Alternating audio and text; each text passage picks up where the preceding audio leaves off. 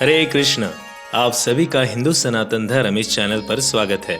आज हम कार्तिक मास व्रत कथा का 9वां अध्याय सुनने जा रहे हैं।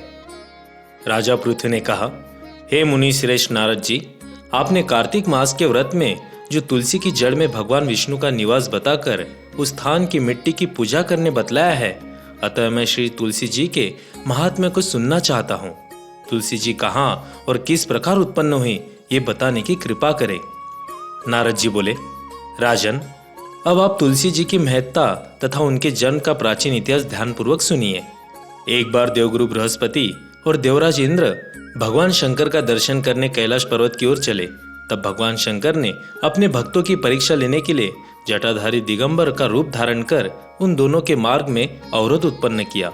यद्यपि वो तेजस्वी, शांत, लंबी भुजा और चौड़ी छाते वाले गौर वर्ण अपने विशाल नेत्रों से युक्त तथा सिर पर जटा धारण किए वैसे ही बैठे थे, तथापि उन भगवान शंकर को न पहचान कर इंद्र ने उनसे उनका नाम व धाम आदि पूछते हुए कहा कि क्या भगवान शंकर अपने स्थान पर है या कहीं गए हुए हैं।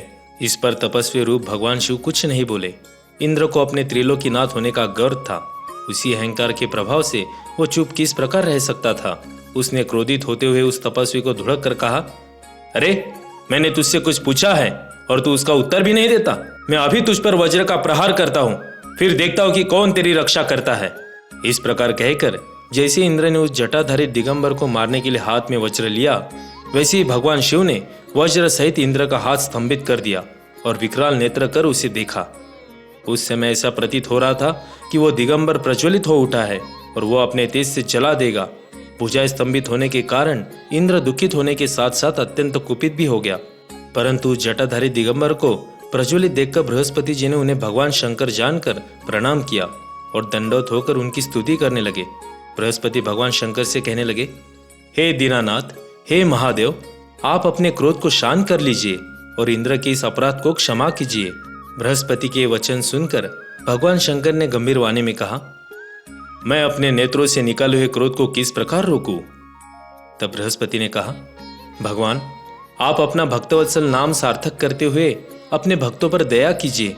आप अपने इस तेज को अन्यत्र स्थापित कीजिए और इंद्र का उद्धार कीजिए। तब भगवान शंकर गुरु बृहस्पति से बोले, मैं तुम्हारी स्तुति से अत्यंत प्रसन्न हूँ। तुमने इंद्र को जीवन दान दिलवाया है। मुझे विश्वास है कि मेरे नेत्रों की अग्नि अब इंद्र को पीड़ित नहीं करेगी। बृहस्पति से इस प्रकार कहकर भगवान शिव ने अपने मस्तक से निकाले हुए अग्निमय तेज को अपने हाथों में ले लिया और उसे फिर क्षीर सागर में डाल दिया। तत्पश्चात भगवान शंकर अंतर्ध्यान हो गए। इस प्रकार जिसको जो जानने की कामना थी उसे जानकर इंद्र तथा बृहस्पति अपने अपने स्थान को चले गए। तो ये था कार्तिक मास व्रत कथा का 9वां अध्याय। आशा करता हूँ आपको ये वीडियो अच्छा लगा होगा। अगर आपको ये वीडियो अच्छा लगा हो तो अपने दोस्त और परिवार के साथ शेयर कीजिए। कार्तिक मास में सभी को दीपदान करना चाहिए। यदि संभव हो तो रोज मंदिर में जाकर भगवान के सामने घी का दीपक जलाइए और दामोदर अष्टकम का गायन कीजिए और जपते रहिए, हरे कृष्ण कृष्ण कृष्ण हरे हरे, हरे राम राम राम हरे हरे। इस तरह की वीडियो देखकर हमारे हिंदू सनातन धर्म के प्रति जागरूक होने के लिए हमारे हिंदू सनातन धर्म इस चैनल को सब्सक्राइब कीजिए। धन्यवाद।